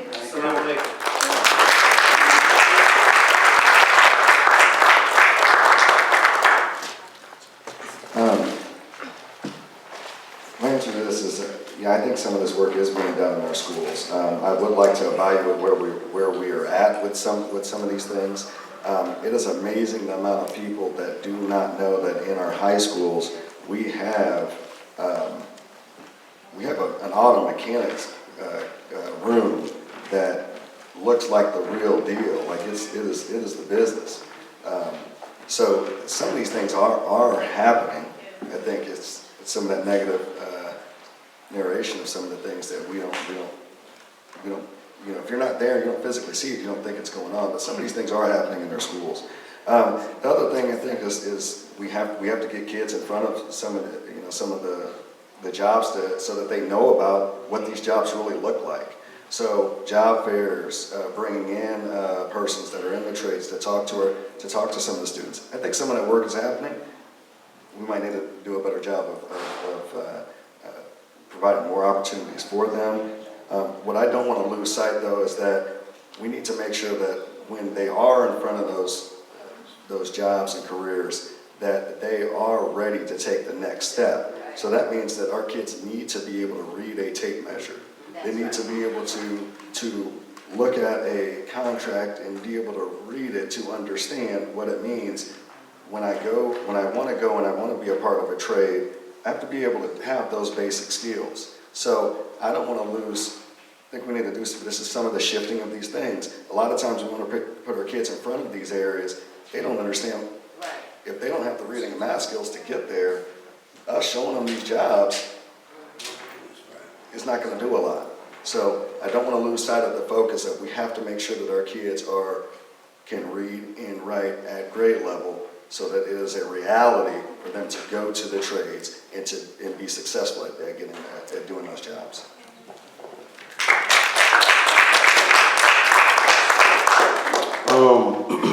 As our youth continue to develop and grow throughout life, their interests do change. And I was one of those kids. I am a product of the Bridge Transition Program, where I had actually attended, I never forget, I had attended some type of like conference, and there were barbers there, cosmetologists, people that own lawn businesses and things like that. I actually do, and I just did it not too long ago over at Stratton. I went into the schools and provided barbershop, some barbering skills and things like that, and offered like a tutorial.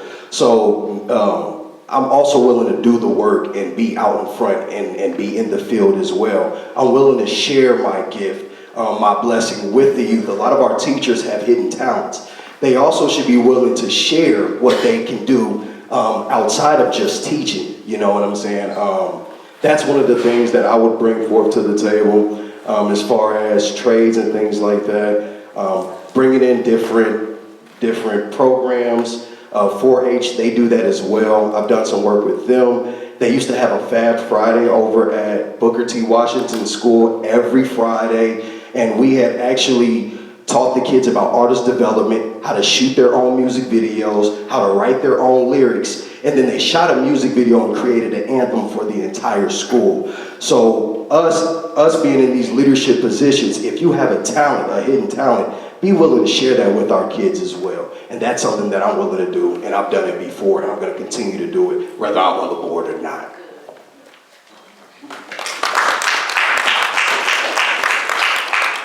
Okay, so we're gonna do 2 more questions, but y'all done stepped on a nerve, so you just gotta give me a minute. So,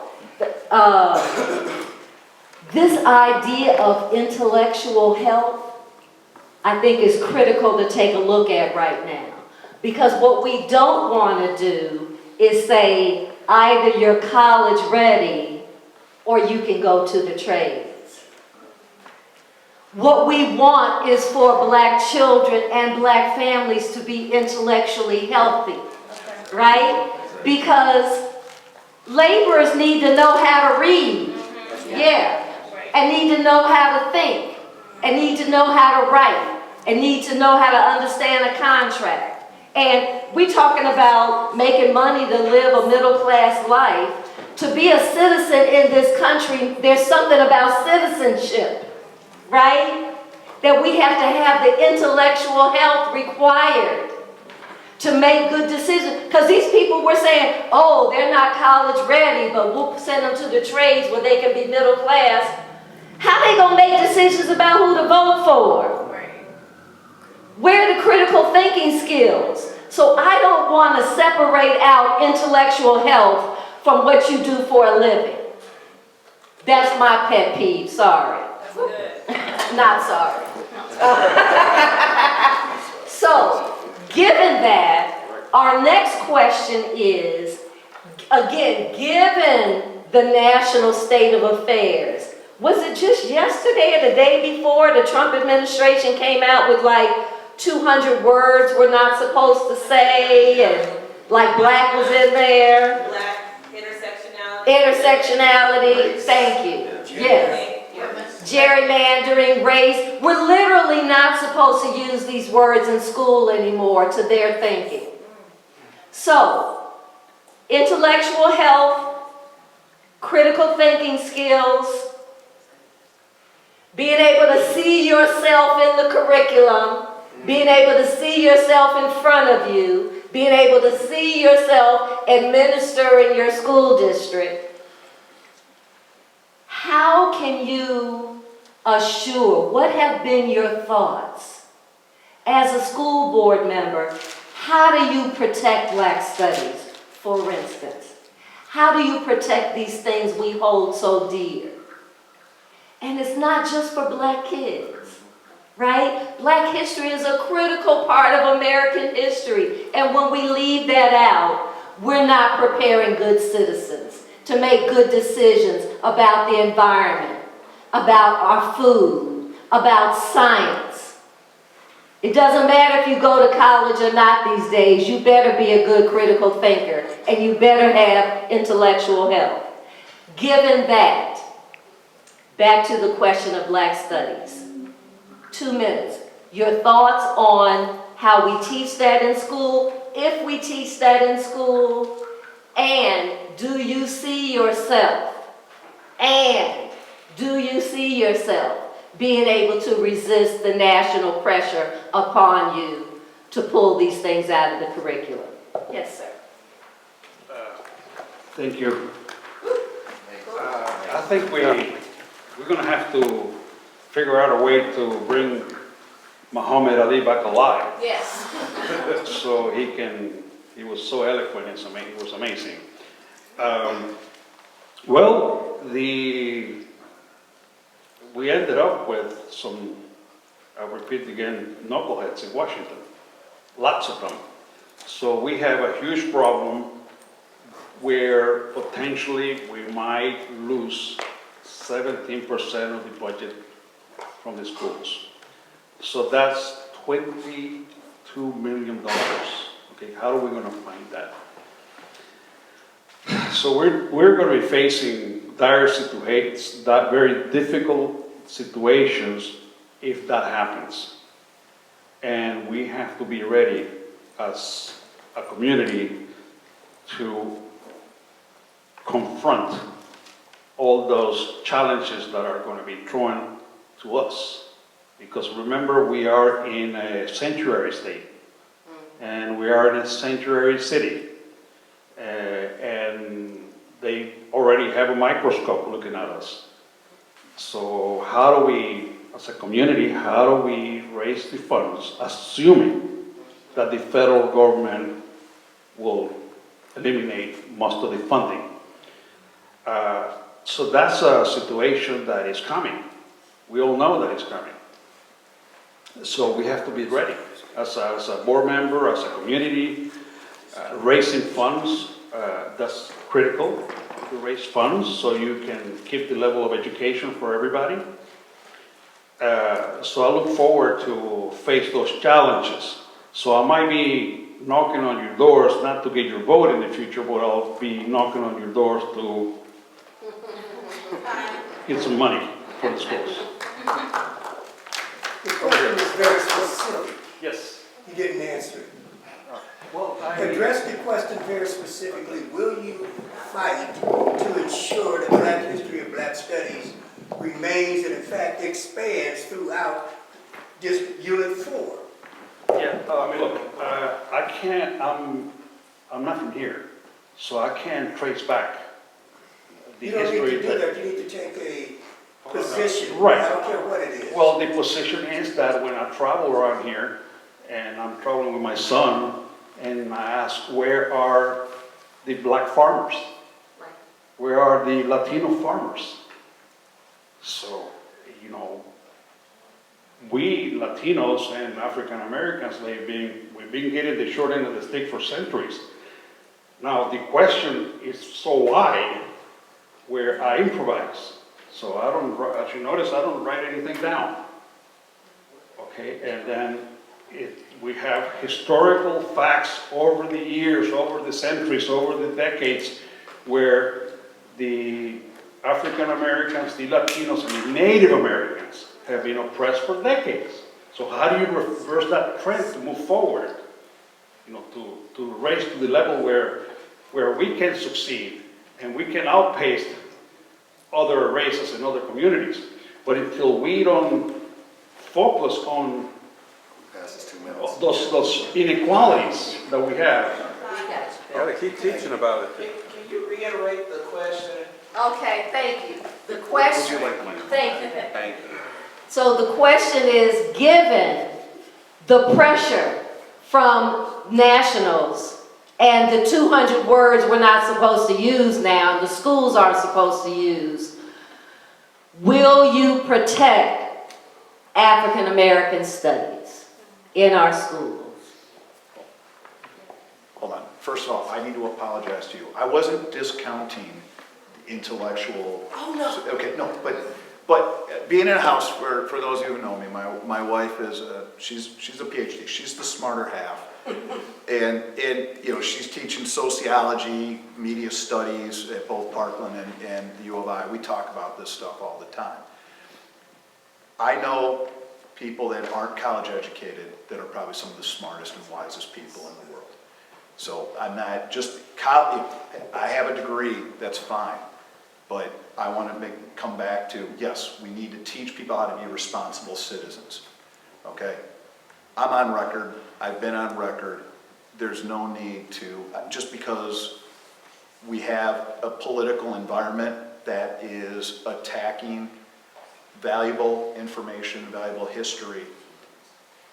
I'm serving on a board, like we've already talked about, it's a majority minority district. So we have to be able to teach a curriculum that reflects the district. So I have no problem. I mean, I've been much more harshly treated in a lot of other areas than serving on this board. I've gotten to know a number of the people, and if it's pretty apparent. There's a group of us that we are running together. There's 4 running for 3 seats, so one of us is out, and I tell the other 3 they're much more qualified than me. But if I'm chosen, that's because the group of us have all said, we may not agree on everything, but it's time to work together and to protect the integrity of this district and to grow it.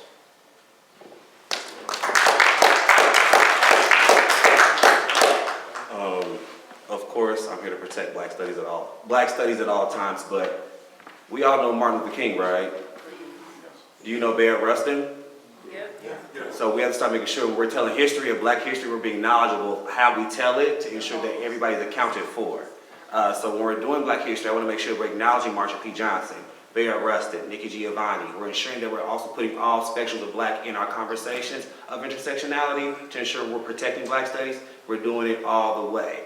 I was a part of the curriculum inclusive bill that was passed through the state of Illinois to ensure that when it comes to Black people that are part of the LGBTQ community, they are acknowledged for their strength and their duties in history and their contributions to America and the world at large, especially during a time when critical race theory was being attacked. We found a way for Black individuals to be acknowledged in history throughout the state in a learning way to therefore produce learning abilities for our people in history. Thank you.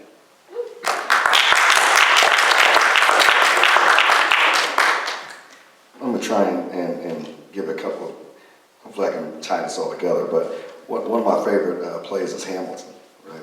And Hamilton was, his power, what I got out of the play was the power of the written word.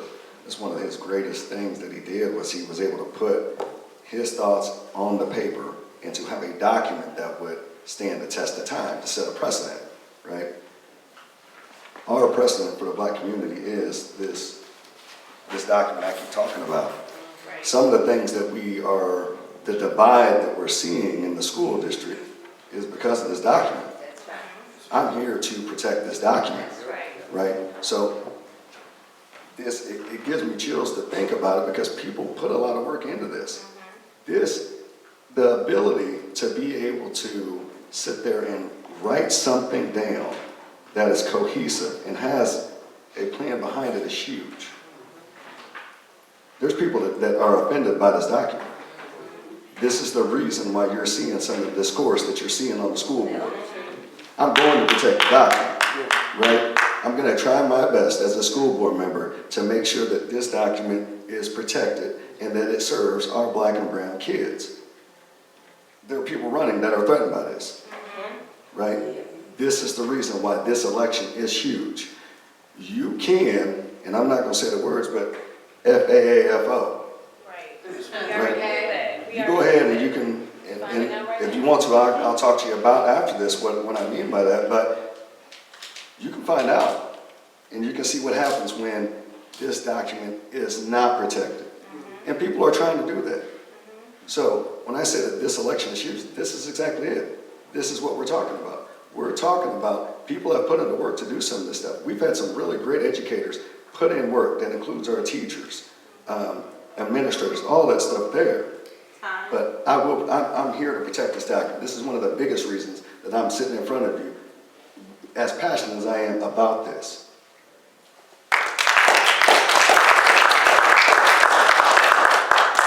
I took some notes, and we had just actually spoke about this on WEFT.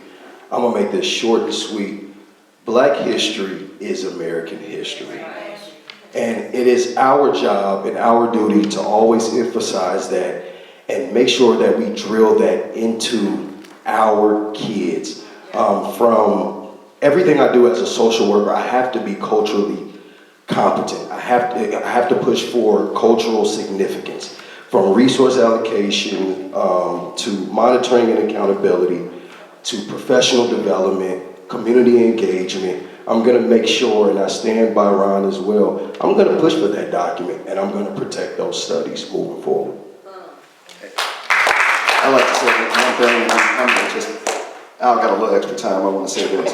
Right, so in section 3 of this document, the board directs the Curriculum Steering Committee and the EEE Committee to initial review and decide if African American history should be a general education course. It is talked about in this document. This is not by chance. Just like the discourse that you see on the board is not by chance. Thank you. The real critical component for me in this is we have a strong superintendent that is being targeted. You need to support her. Curriculum aside, if that person is unfairly terminated prior to the end of her choice, that's our failing. It's our failing, and the failure, those documents are gonna be gone. Exactly. Final question, all right? We've done a great job tonight really trying to get through how do we build these connections, how do we protect the values that we want to bring to our school system. So the final question for each of our candidates is, what are some material, tangible strategies that you will use to foster community with the individuals, communities in this room, outside this room, in our neighborhoods, the resources? We keep bringing up the trades, we keep bringing up our neighborhood groups, other community organizations like us, Ubuntu. How will you foster and build relationships that will be long-lasting so that we can strengthen and keep Unit 4 strong for the foreseeable future? How are we going to establish that? What are some strategies and actual tangible things that you plan to do if elected? I just traced myself to Nicaragua, Central America, and I've been focusing on education for a very, very long time. So when children arrive here from Latin America, we have to be able to assess them in their dominant language. And if we don't do that, then we're going to have problems, because very often children are assessed in the wrong grade. With the other kids, the rest of the community, I will say we need to start using sports to link sports with good behavior, whether it's recycling, whether it's composting food, and the list is on and on. But as a community, all the trash that you see out there is a reflection of our education. It reflects who we are. So we need to figure out how do you live sustainably in a city like Champaign, Urbana, and Savoy, where we take the problems associated with pollution very, very seriously. And you can learn from that. You can learn to develop yourself as a responsible citizen towards the environment.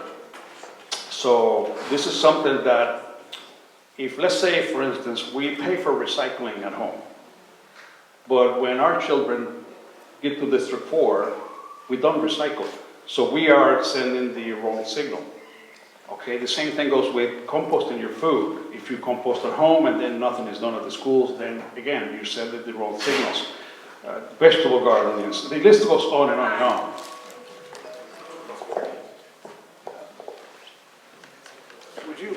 Would you restate the question, please? So again, what are some actual tangible things that you will do if elected to foster and build relationships with community organizations, parent groups, other institutions in Champaign so that we can all be a part of building a long-lasting, stronger Unit 4 school system? Thank you. I just want to make sure I understood. Right off the bat, when I consider that question, it's being accessible. We have, I will say, Dr. Baker has always been accessible. Heather Vasquez has always been accessible.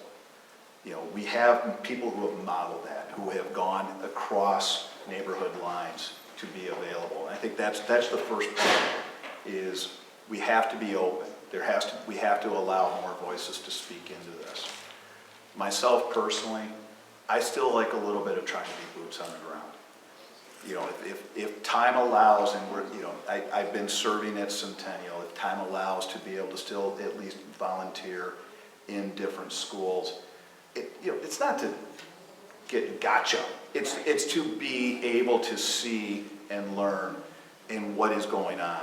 Because each building, we have 20 different campuses. They all operate somewhat independently. So we need to understand what's going on in all of those. So for me, it's being accessible and still trying to find opportunity to learn for myself. I would say for myself, as an advocate, I believe in civic engagement. When you have civic engagement, you actually have a rapport on what's happening in the community. Furthermore, as an advocate, I don't mind knocking on doors, canvassing, going into different communities, whether they look like me or not, even when they're even looking like me. I sometimes face those same adversities, but I still stand firmly in the belief to ensuring that we're all moving forward in equity. With that being said, I advocate in a way to ensure that when it comes to civic engagement, we're not just having a conversation just to keep it moving forward and then just doing nothing.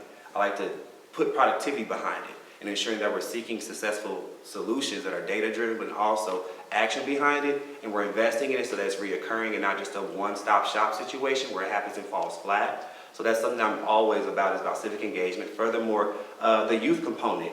Myself, also Jarrell, we're closer in the demographics that are out right now. Things that are happening that are trending. We're more so versed in the community to where there is a huge gap that we see in our communities and in our black spaces, especially to where we're not having those conversations because there's a generational gap, or you're picked but not voted in, or you're chosen to do this or you can't do that because of a certain thing that you identify as or do. So we have to stop putting each other in silos and start actually operating in community. It's good we're having these conversations, but furthermore, no disrespect, I heard no questions about LGBTQ people. I heard no questions about SPED, immigrants. I understand we can have our own forms, but also when it comes to SPED, and that's a huge issue right now, SPED is intersectional. So we know when black people receive SPED services, everyone else will. But furthermore, that question was not asked tonight. I think that was a disservice to our black community. Thank you.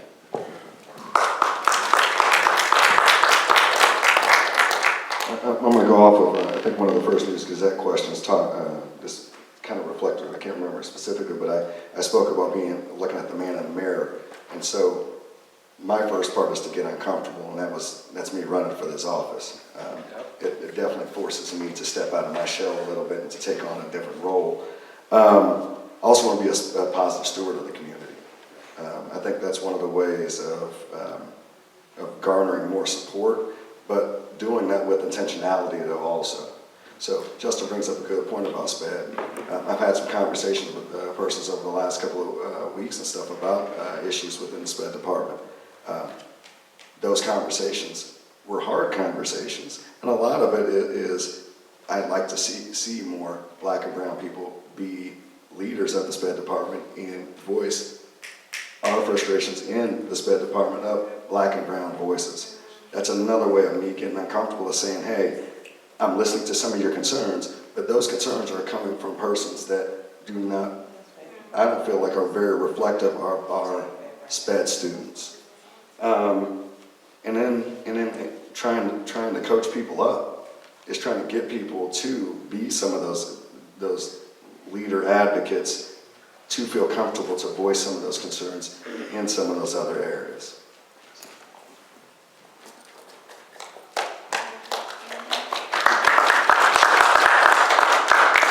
I'm actually glad you asked that question because I'm huge on engagement as well. And half of the battle is getting us to show up respectfully. I hear people say they want these type of changes, they want this, they want that, but I don't see people showing up. I don't see them in the schools. We're really on the ground doing the work. I'm pushing for strengthening our school and family partnerships, making sure that our parents are as involved as possible. That's just as simple as it gets, man. I don't know anything else to say, but other than when it comes down to advocating and being out there on the front line, we need to make sure that our parents are just as involved. There you go.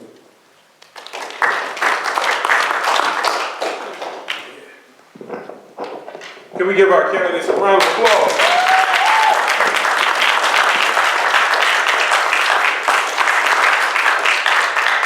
On behalf of Mbutu Bethel, first, thank you all for coming. I know this was a press.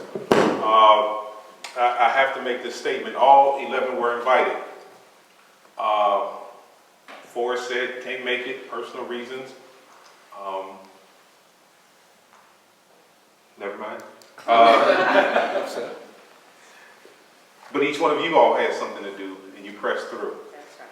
So what I often tell my people is, who bothered to show up and bring something to the cookout? So thank you. I need to say that because tomorrow in the Facebook group, Can we talk about that? Okay. no. Because Bruno owns it. Can we talk about that? We can talk about it afterwards, but Okay. my producer in the back, my wife, who's at the shop, she's gonna say my name 3 times. Yes, ma'am, I'm done. So thank y'all for coming out. Listen, it's been a great evening. Yes. Can we get a closing statement? Can we get something closed? Yeah. Is that possible? Y'all close? I think Justin shut it down. I think Justin shut it down. Appreciate it. This is not the first forum, so I heard you. Thank you for that. That's self-accountability. This is the one where we invited y'all, but we're going to continue to have this conversation. As I said at the beginning, we weren't going to lead the conversation. We're going to let the people run it as policymakers lead the conversation, and then we'll bring it back. Invite you to come to the table because we all have blind spots. So listen, some things I don't know. I learned a lot tonight. So thank you very much for that. Man, y'all done got an hour. You don't need a closing statement. So you half long, twice strong. What did the jizzle say? Y'all should have been working them closing statements in there. All right, so good night. Please take some food. We got flat cheese trays. Oh, wait, before you go, we at Mbutu have launched our second cohort of the Communiversity, the Confidential Communiversity. For those who don't know, Communiversity is freedom school for adults. You know, we talked a lot about children tonight, but it makes no sense to do the work with the young people if you don't work with the adults. If you go to the Facebook page and Mbutu page, you'll see the link for the application. I think we said, how many, 20? 20. We got space for 20. So you got to apply. If you complete the program, you get a $500 stipend. If you don't complete the program, well, we thank you for trying. Amen. So y'all look, we got some Amani baked some stuff. We got some fried cheeses and dips, cherry dips. Try that and go have a good time and mingle. Have a